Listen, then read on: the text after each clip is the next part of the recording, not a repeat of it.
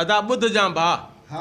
पढ़ मर श्यामीर हुसैन जा तूं गम मंझ गुज़ार पखिन मातम कयो पीर लाइ वाहिरा छॾे वणकार गेरन गोढ़ा गाड़िया पारे हल कढिया पार झिरकियूं पंहिंजे झोरीअ में चिड़ियूं कनि चूंगार हेड़ा हंज हुसैन लाइ तितर कनि तमार कांव कबूतर कबिरियूं कढिया पिट परमार सिड़ियूं सांभा हा सिक मंझां गिझुनि ॾिना गार लॻड़नि बाशन लातियूं कयूं लीहा थिया लाचार बादन ज़ुरन बस कई छॾियाऊं शोक शिकार मोरनि डेलुनि मातम कयो पिया वया मंझ वीचार चिबन चीहन चीचट कया बघन कई बाकार रायल कंग आड़ियूं अल असुली पिटियो कढन पार कुक चुटा चकोर चाहियूं घुमन पिया चौधार हुद हुमा पखी हुई पीअण जी पलटार उकाब पखी अरमान में कयो कुआ मार कुकुड़ काज़ छतर मुर्ग ॿिया डांढियड़ा धार बुलबुल बुरबुलियूं बदकूं बसन कन हुई भोरियुनि जी भुलकार चमड़ा चंड्रोल पखी कूकन काठ कुठार शिकरा शहबाद गुरल पखी ऐं गोजलन कई गूंजार रोडन गुघन रड़ियूं कयूं थिया बोणी डाबे करार ट्राकुला टीटी हरूं तलूर ऐं फूसड़िन कई फतकार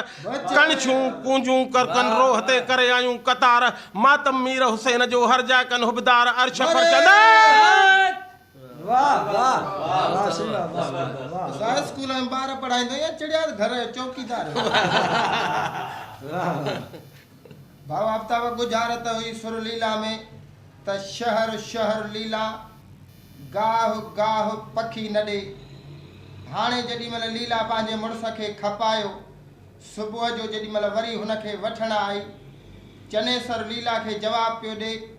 त झल झोल वनी लीला शहर वासे हिकड़ो झल मगसी बियो शहर झोल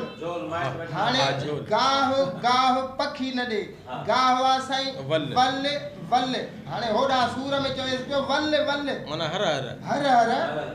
पखी न दे बुल बुल न दे हाने हिते भी बुल बुल न दे झल झोल लीला वल्ले वल्ले पखी न दे मेहरबानी उस्ताद